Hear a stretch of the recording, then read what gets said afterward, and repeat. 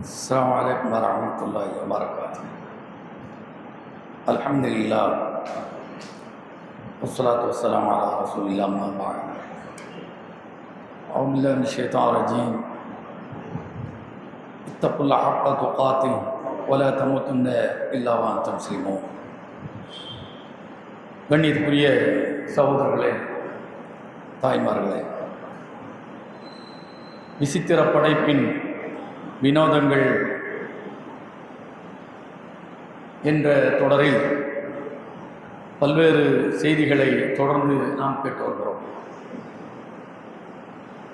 அல்லாஹ் சுப்ஹானஹு வ தஆலா பிரத்யேகமாக மனித கண்களுக்கு புலப்படாத ஜின்களை மனிதர்களில்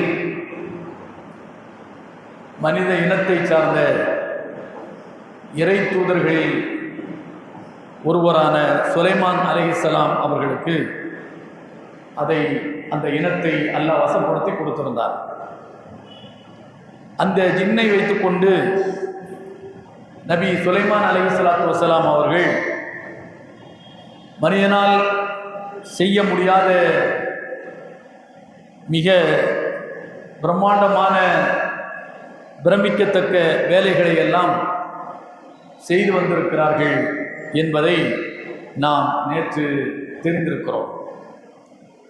அதே போன்று 21ஆம் அத்தியாயம் 81, 82ஆம் வசனத்தில் இன்னொரு செய்தியையும் அல்லாஹ் சுப்ஹானஹு வ தஆலா குறிப்பிடுகின்றார். வலி சுலைமான ரீஹ் ஆசிஃபதன் தஜ்ரி பி அம்ரிஹி இலல் அர்த் அல்லதி பாரக்னா ஃபீஹா வ குன்னா பி குல்லி ஷைஇன் ஆலிமீன். சுலைமான் அலைஹிஸ்ஸலாம் அவர்களுக்கு விரைந்து செல்லக்கூடிய வேகமாக அடிக்கக்கூடிய காற்றை நம்முடைய கட்டளைக்கிணங்க அவருக்கு நாம் வசப்படுத்தி கொடுத்திருந்தோம்.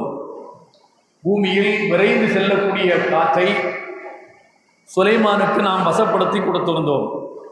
அல்லதி பாரக்னா ஃபீஹா, அந்த பூமியில் எல்லா வகையான வளங்களையும் நாம் கட்டமைத்திருக்கிறோம். குன்னா பி குல்லி ஷைஇன் ஆலிமீன், நாம் எல்லாவற்றையும் அறியக்கூடிய அறிஞனாக இருக்கின்றோம் என்று அல்லாஹ் சுப்ஹானஹு வ தஆலா சொல்கிறார். அதை தொடர்ந்துதான் அல்லாஹ் சுலைமான் நபிக்கு காற்றை வசப்படுத்தி கொடுத்திருக்கிறேன் என்று சொல்லக்கூடிய அந்த வசனத்தை தொடர்ந்து காற்று எப்படி சுலைமான் நபியுடைய கட்டுப்பாட்டில் இருந்ததோ, தான் நினைக்கிற வேலையை காற்றை வைத்துக் கொண்டும் சுலைமான் நபியால் செய்ய முடியும் என்பதை இந்த வசனத்தில் நாம் புரிந்து கொள்கிறோம். காற்று எப்படி சுலைமான் நபிக்கு கட்டுப்பட்டது? காற்றை அல்லாஹ் தன் கட்டுப்பாட்டில் வைத்திருக்கிறான். அந்த கட்டுப்பாட்டில் வைத்திருக்கிற காற்றை சுலைமான் நபியினுடைய கட்டளைக்கு இணங்கி நீ வேலை செய்ய வேண்டும் என்று ஒரு கட்டளை எல்லாம் அனுப்பிச்சிருக்கிறான், பிறப்பித்திருக்கிறான். இது இன்னொரு வசனத்தின் மூலமாக அதை நாம் புரிந்து கொள்ளலாம். நூஹ் அலைஹிஸ்ஸலாத்து வஸ்ஸலாம் வரலாற்றை குர்ஆனில் சொல்கிற போது அந்த மக்கள் அவருடைய பிரச்சாரத்தை ஏற்க மறுத்தார்கள். 950 ஆண்டுகள் கோழியா கூவினாங்க. நம்ம மொழியில் சொல்ல போனால் எல்லா வகையிலும் பிரச்சாரம் செய்து தோற்று போய் அல்லாஹ்விடத்தில் அல்லாஹ்வே இவர்களை நீ அழித்து விடு, இவங்க சந்ததிக்கு சந்ததி இப்படித்தான் என்ன செய்வாங்க, உன்னை மறுக்கக்கூடியவர்கள் தான் இந்த உலகத்தில் பிறப்பார்கள். லா ததர் அலல் அர்தி மினல் காஃபிரீன தய்யாரா இன்னக இன் ததர்ஹும் யுضيع இபாதக் வலா யலிது இல்லா ஃபாஜிரன் கஃபாரா. இவர்களை பூமியில விட்டால் இவங்களுக்கு பிறக்கிற சந்ததி இப்படித்தான் பிறகுறாங்க, அவங்களுக்கு பிறக்கிற சந்ததி அப்படித்தான் பிறகுறாங்க, யாருமே உன்னை நம்பக்கூடியவர்களாக இல்லை, அதனால அழிச்சிரு அப்படின்னு சொல்லி நூஹ் அலைஹிஸ்ஸலாம் அல்லாஹ்ட்ட பிரார்த்தனை செய்கிறாங்க. அப்போ அல்லாஹ் என்ன செய்கிறான், நூஹுக்கு ஒரு கட்டளை இட்டு கப்பலை செய்யுங்க, கப்பலை செய்கிறார். அப்போ நம்பிக்கையாளர்களை அதில் ஏற்றிக்கொள்ளுங்கள், உயிரினங்களில் ஒவ்வொரு ஜோடியையும் அதில் என்ன செய்யுங்க, ஏற்றிக்கிடுங்க. அப்போ முஸ்லீம்னா நூஹ் அலைஹிஸ்ஸலாமை ஏற்றுக்கொண்ட அல்லாஹ்வை நம்பிக்கொண்ட மக்களை எல்லாம் அந்த கப்பலில் என்ன செய்கிறாங்க, ஏற்றுறாங்க. அந்த நம்பிக்கை கொள்ளாத முஸ்லீம் அல்லாதவர்கள் கப்பல் என்னைக்காவது தரையில் போகுமா? எல்லாரும் என்ன செய்தாங்க, அதை ஏளனமாக எள்ளி நகையாடினாங்க. கப்பல் தரையில் போகாது, கப்பல் கடலில் தான் என்ன செய்யும் போகும். இவர் நூகு கப்பலை தரையில் செஞ்சுட்டு இதில் எல்லாரும் யாருங்க அப்படின்னு சொல்லி சொல்கிறாரு. அப்போ இவருக்கு நூகுக்கு ஏதோ பைத்தியம் முடிஞ்சிச்சு போல் இருக்கு அப்படின்னு சொல்லி என்ன செய்கிறாங்க, எல்லாரும் ஏளனம் செய்தார்கள். ஏன்? கப்பல் கட்டுமானம் என்பது அது தரையில் நடக்கக்கூடியதல்ல. அது ரொம்ப கரையில் ஆழமாக இருக்கிற பகுதியில் என்ன செய்வாங்க, கப்பல் கட்டுமான தொழிலே நடக்கும். இப்போ இந்தியாவிலேயே விசாகப்பட்டினத்தில் என்ன கப்பல் கட்டுமான தொழில் என்ன செய்ய நடக்கிறது. ஏன்னா அந்த பகுதி ரொம்ப ஆழமான பகுதி. அங்கே கப்பலை என்ன செய்வாங்க, கட்டி பெரிய ஏர் உருளையில் வச்சு என்ன செய்வாங்க, புசுக்குனை என்ன செய்வாங்க, உள்ள தள்ளுவாங்க. அப்போ இப்படிப்பட்ட ஒரு கப்பலை நூ நபி தரையில் செய்கிறாரு. அதில் முஸ்லீம்களை எல்லாம் ஏறுங்கிறாரு. இருக்கிற உயிரினங்களை எல்லாம் ஜோடி ஜோடியாக அதை ஏற்றிடுறாரு. அல்லாஹ் அவருடைய பிரார்த்தனைக்கு காத்திருக்கிறார். அல்லாஹ்விடத்துல பிரார்த்தனை செஞ்சாரு. அல்லாஹ் மழையை கொட்டுவோன்னு நினைச்சுதான் கொட்டுனான்.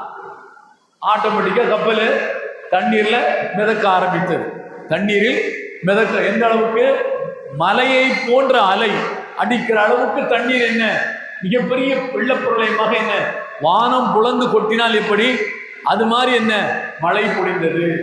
அப்படி கப்பல் மிதக்கும் போது மலையளவுக்கு உயர்ந்த அளவுக்கு தண்ணீர் வெள்ளப்பெருக்கு எடுத்து ஓடும் போதுதான் தன்னுடைய மகனை நீதியில் ஏறிக்கடா அப்பா அப்படி சொல்லி என்ன சார் கூப்பிடுறாரு. அதெல்லாம் முடியாது, நான் வரமாட்டேன் அப்படின்னு சொல்லி மகன் சொல்றாரு. நீ மூழ்கி செத்துருவடா, என்னோட சேருடா அப்படி எவ்வளோ சொல்லி பார்க்கணும், நடக்கல. கடைசியில் என்ன, அல்லாஹ் அவன் உன் குடும்பத்தை சேர்ந்தவன் கிடையாது, அவன் தான் உன்னை ஏற்றுக்கலையே, நீ எதுக்கு அவன் மகன் நீ சொல்றேன்னு சொல்லி அல்லாஹ் என்ன செய்றான், நூஹ் நபியை கண்டிக்கிறான். கடைசியில் என்ன, அல்லாஹ்வை ஏற்காதவர்கள் அந்த வெள்ளத்தில் மூழ்கி செத்தார்கள். அல்லாஹ்வை ஏற்றுக்கொண்டவர்கள் உயிரினங்கள் எல்லாம், கப்பலில் ஏறியவர்கள் எல்லாம் காப்பாற்றப்பட்டார்கள். கப்பல் மிகப்பெரிய மலையளவுக்கு வெள்ளம் இருந்த காரணத்தினால் அந்த வெள்ளம் அந்த கப்பலை ஜூதி என்கிற மலையில் போய் என்ன செய்து நிலைநிறுத்தியது. ஜூதி என்கிற மலையில போய் நிலைநிறுத்திச்சு. எப்படி நிலைநிறுத்திச்சு? அப்ப இந்த தண்ணிலாம் எங்க போச்சு? அப்பதான் அல்லாஹ் என்ன செய்கிறான், பூமிக்கு ஒரு கட்டளை பிறப்பிக்கிறான். அதங்க நம்ம கவனிக்க வேண்டியது. பூமிக்கு என்ன கட்டளை? பூமி இந்த தண்ணீரை நீ விழுங்கிக் கொள் அப்படின்னு சொல்லி அல்லாஹ் கட்டளை இருக்கிறான். யாரும் மா அக்கி, பூமியே இந்த தண்ணீரை, உன் மீது இருக்கிற இந்த தண்ணீரை நீ விழுங்கிக் கொள்னு அல்லாஹ் கட்டளை இருக்கிறான். அப்போ என்ன செய்யும்? பூமி பிளந்து என்ன செய்யும்? தண்ணி உள்ள போனதோட பூமி சேர்ந்துருச்சு. ஒரு சொட்டு தண்ணி இல்லை. கப்பல் மட்டும் மலைக்கு மேல. மக்கள், அல்லாஹ்வை ஏற்றுக்கொண்ட முஸ்லிம்கள், உயிரினங்கள் எல்லாம் காப்பாற்றப்பட்டு விட்டன. அப்போ பூமியினுடைய யதார்த்தம் என்ன? சாதாரணமாக கொஞ்சமாக தான் என்ன செய்யும், தண்ணீரை உள்வாங்கும். அப்படித்தானே இல்லையா? ஆனால் அல்லாஹ் என்ன செய்யறான், ஒரு பிரத்யேகமாக கட்டளை போடுகிற போது அது தன்னுடைய யதார்த்தத்தை மீறி என்ன அந்த தண்ணீரை ஒரே அடியாக உறிஞ்சிக் கொள்கிறது. அவ்வளோ பெரிய வெள்ளமாக காட்சியளித்த அந்த பூமி ஒரு சொட்டு தண்ணி இல்லாம என்ன மாறிவிட்டன. அப்ப இது மாதிரிதான் அல்லாஹ் என்ன செய்கிறான், காற்றை அவன் தன் கட்டுப்பாட்டு வைத்திருக்கிறான். எப்ப வேகமாக காற்று அடிக்க வேண்டும், எப்ப நிதானமாக அடிக்க வேண்டும் என்று அதற்கு கட்டளையிட்ட பிரகாரம் அந்த காற்று என்ன செய்கிறது, அடித்துக் கொண்டிருக்கிறது. ஆனால் அந்த காற்றை சுலைமான் என்ன சொல்கிறார், அது மாதிரி நடந்துக்க அப்படி சொல்லி அல்லாஹ் காற்றுக்கு என்ன செய்ய கட்டளை போடுகிறார். சுலைமான் அவருடைய கட்டளைக்கு அந்த காற்று என்ன செய்து கட்டுப்பட்டு நடந்தன. அதே மாதிரிதான் வமின ஷயாத்தீனி மை யபூசூன லஹு, ஷைத்தான்களில் இந்த சுலைமான் நபிக்காக வேண்டி முத்து குளிக்கின்றவர்களையும் நாம் வசப்படுத்தி கொடுத்திருந்தோம். ஷைத்தான் என்ன இனம்? ஜின் இனம். அப்போ ஜின் இனத்தை சேர்ந்த ஷைத்தான்கள் கெட்டவர்கள். அந்த கெட்டவர்களை சுலைமானுடைய கட்டுப்பாட்டில் நாம் வைத்திருந்தோம். எதற்காக? அவங்க கடல்ல போய் முங்கி குளித்து முத்து எடுப்பார்கள். முத்தெடுத்து சுலைமான் நபிக்காக என்ன செய்வாங்க, கொடுப்பாங்க. முத்து குளிக்கிற ஷைத்தான்களை சுலைமானுடைய கட்டுப்பாட்டில் நாம் வைத்திருந்தோம். முத்து குளியல் என்பது அது முடிஞ்சு போன கதையா போச்சு. இதுக்கு முன்னால என்ன, தூத்துக்குடியில என்ன செய்வாங்க, முத்து குளிப்பாங்க. அதனால அதுக்கு பேர் என்ன, முத்து நகர்னு என்ன ஒரு பேர். அதெல்லாம் இப்போ முத்து நகர்னா இப்போ இந்த தலைமுறைக்கு என்னன்னே தெரியாது. அங்கே மிகப்பெரிய தொழில் நடந்தது. அரபு நாட்டில் இருந்து வளைகுடாவில் இருந்து வரக்கூடிய, அதாவது மிகப்பெரிய வணிகர்கள் எல்லாமே அதை நம்பி என்ன செய்யிருக்காங்க, வந்து போயிருக்காங்கிறதெல்லாம் என்ன கடந்த கால வரலாறு. அப்போ முத்து குளிப்பது என்பது ஆழ்கடலில் போய் அங்கே இருக்கிற அந்த சிப்பிகளை எல்லாம் எடுத்து கொண்டு வந்து அதை பிளந்து அதில் இருக்கிற முத்துக்களை என்ன செய்வாங்க, பயன்பாட்டு கொண்டு வருவார்கள். இந்த வேலையை செய்வதற்கு சுலைமானுக்கு யாரை அல்லாஹ் நியமித்திருந்தார்? ஷைத்தான்களை அல்லாஹ் நியமித்தார். வமின ஷயாத்தீனி யவூசூன பி யவூசூன லஹு மை யவூசூன லஹு. ஷைத்தான்களில் அவருக்காக முத்து குளித்து முத்தெடுக்கக்கூடியவர்களை நாம் என்ன செய்தோம்? வசப்படுத்தி கொடுத்திருந்தோம். யாமலூன அமலன் தூனதாலி. இது அல்லாத வேலைகளை செய்வதற்கும் ஷைத்தான்களில் சிலவைகளை நாம் என்ன செய்தோம்? சுலைமான் நபிக்கு கட்டுப்படுத்தி கொடுத்திருந்தோம். அப்போ முத்து குளிப்பதற்கென்று ஒரு குழு, வேறு வேறு வேலை செய்வதற்கென்று ஒரு குழு, இப்படி பல குழுக்களை, எல்லாம் ஷைத்தான்களில் உள்ள பல குழுக்களை சுலைமான் நபியுடைய கட்டுப்பாட்டில் நாம் வைத்திருந்தோம் என்று அல்லாஹ் செய்கிறான், சொல்லி காட்டுகிறான். ஜின் என்கிற நல்லவர்கள் மட்டும்தான் சுலைமான் நபியுடைய கட்டுப்பாட்டில் இருந்தார்கள் அல்ல, ஜின் இனத்திலேயே கெட்டவர்களாக இருக்கக்கூடிய ஷைத்தான்களையும் அல்லாஹ் சுலைமான் நபியுடைய கட்டுப்பாட்டில் வைத்திருக்கிறான் என்பதை இந்த வசனம் நமக்கு என்ன சுட்டி காட்டுகிறது. அடுத்து 38வது அத்தியாயம் 37ஆம் வசனத்தில் அதே மாதிரி அல்லாஹ் சொல்கிறான், ஒரு ஷயாத்தீன குல்ல பன்னா இன் வகப்பாஸ். ஷைத்தான்களில் கொத்தனார் வேலை பார்க்கிறவர்களையும் நாம் அவருக்கு வழங்கியிருந்தோம். பன்னானா என்ன? மேஷன், கொத்தனார் வேலை பார்க்கக்கூடியவர்கள். அப்போ ஷைத்தான்களில் கொத்தனார் வேலை பார்க்கிறவங்களையும் நாம் சுலைமானுக்கு கட்டுப்படுத்தி கொடுத்திருந்தோம். அப்போ பெரிய பெரிய கட்டடங்களை, மிகப்பெரிய அளவுக்கு பாறைகளை எல்லாம் தூக்கி வச்சு கட்டக்கூடிய அந்த கட்டட வேலையை செய்யக்கூடிய ஷைத்தான்களையும் சுலைமானுடைய கட்டுப்பாட்டில் நாம் வைத்திருந்தோம். வகவாஸ், முத்து குளிக்கின்ற ஷைத்தான்களையும் சுலைமான் நபியுடைய கட்டுப்பாட்டில் நாம் வைத்திருந்தோம். அடுத்து அல்லாஹ் சொல்கிறான், ஆகரீன முகர்ரனீன ஃபில் அஸ்வார். இன்னொரு வகையினர், அந்த வகையினர் யார் என்று சொன்னால் முகர்ரனீன ஃபில் அஸ்வார், சங்கிலியில் பிணைக்கப்பட்டவர்கள், விலங்கிடப்பட்டவர்களையும் சில ஷைத்தான்களை சுலைமான் நபியுடைய கட்டுப்பாட்டில் நம்ம என்ன செய்தோம்? வச்சிருந்தோம். அப்போ அவங்கள கையை காலை கட்டி என்ன செய்வார்? சுலைமான் நபி போட்டுருவார், கையை காலை கட்டி போட்டுருவார். தேவைப்படும் போது அவுத்து விட்டு இந்த வேலை செஞ்சுட்டுவான்னு சொல்லி இந்த திரும்ப கட்டி போட்டுவிடுவார். அப்போ இந்த அளவுக்கு கண்ணுக்கு புலப்படக்கூடிய மனிதன் எதையெல்லாம் கட்டுப்படுத்த முடியுமோ அப்படிப்பட்ட அந்த உயிரினங்களை கட்டுப்படுத்துவதைப் போல சுலைமான் நபி ஜின்களை, ஷைத்தான்களை தன்னுடைய கட்டுப்பாட்டில் வைத்து தன்னுடைய தேவைகளுக்கு அவர் எல்லா வேலையும் செய்தார், வாங்கி கொண்டார் என்பதை இந்த 38ஆம் அத்தியாயம் 38வது வசனம் என்ன சுட்டி காட்டுகிறது. அடுத்து சொல்கிறான், ஹாதா அதாஉனா, இது நம்முடைய அருள் கொடை. நம்முடைய அருள் கொடை. யாரை பார்த்து? சுலைமான் நபியை பார்த்து அல்லாஹ் சொல்கிறான், இது நம்முடைய அருள் கொடை. ஃபம்னுன், இதை நீ யாருக்கு வழங்க வேண்டும் என்று நினைக்கிறாயோ அவங்களுக்கு நீ வழங்கிக்க. சுலைமான் நபிக்கு அல்லாஹ் சொல்கிறான். அதாவது முழுக்க முழுக்க ஷைத்தானாக இருந்தாலும் சரி, ஜின்னாக இருந்தாலும் சரி, எல்லாமே உங்களுடைய கட்டுப்பாட்டில் நாம் என்ன செய்தோம்? விட்டுட்டோம். காற்றையும் உங்களுடைய கட்டுப்பாட்டில் விட்டுட்டோம், ஜின்னு ஷைத்தானையும் கட்டுப்பாட்டில் விட்டுட்டோம்.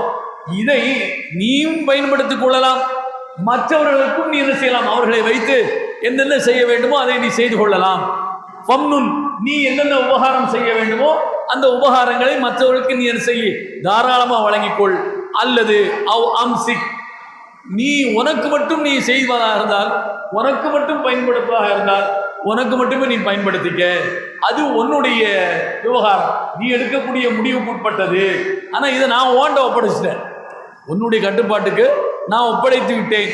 நீ மட்டும்தான் அனுபவிக்க நினைச்சாலும் அனுபவிச்சுக்க, இல்லை மற்றவர்களும் இதில் அனுபவித்துக் கொள்ள வேண்டும் என்று நீ அதை அவர்களுடைய பயன்பாட்டுக்கும் நீ பயன்படுத்த வேண்டும் என்று நினைத்தால் நீ என்ன செய்யலாம்? பயன்படுத்திக் கொள்ளலாம். முழு சுதந்திரம் உனக்கு தரப்பட்டிருக்கிறது என்று சுலைமான் நபிக்கு அல்லாஹ் என்ன செய்கிறான்? சொல்லி காட்டுகிறான். சொல்லி காட்டிவிட்டு 38வது அத்தியாயம் 40ஆம் வசனத்தில் அல்லாஹ் சொல்கிறான், இன்னலஹு இந்தனா லஸுல்ஃபா வ ஹுஸ்னு மஆப். நம்மிடத்தில் அவருக்கு மிக நெருக்கம் இருக்கிறது, நெருக்கமான ஒரு அந்தஸ்து நம்மிடத்தில் இருக்கிறது, நல்ல ஒரு முடிவு, நல்ல இடமும் அவருக்கு என்ன இருக்கிறது என்று சுலைமான் நபியை பற்றி அல்லாஹ் சொல்லி முடிக்கிறான். அப்போ சுலைமான் நபிக்கு அல்லாஹ் செய்த மிகப்பெரிய பேருபகாரம் என்னன்னு சொன்னா, உலகத்தில் எந்த நபிக்கும் செய்யாத அந்தந்த நபிமார்களுக்கு அல்லாஹ் பல அற்புதங்களை, பல மோஜிசாக்களை அல்லாஹ் செய்திருக்கிறான். ஆனால் அது எல்லாமே மற்றவர்களால் பார்க்கப்படக்கூடிய மோஜிசாக்கள் தான், அற்புதங்கள் தான். ஈசா நபி செய்தது எத்தனையோ அற்புதங்கள், மற்றவர்களுக்கு அது பார்க்க முடியும். பார்வை இல்லாதவருக்கு பார்வை கொடுத்தார், செத்தவர்களை ஈசா நபி உயிர்ப்பித்தார் அல்லாஹ்வுடைய கட்டளையின் பிரகாரம். அப்ப இதை உயிரோடு இருக்கிற மற்ற மனிதர்கள் என்ன செய்ய முடியும், பார்க்க முடியும்.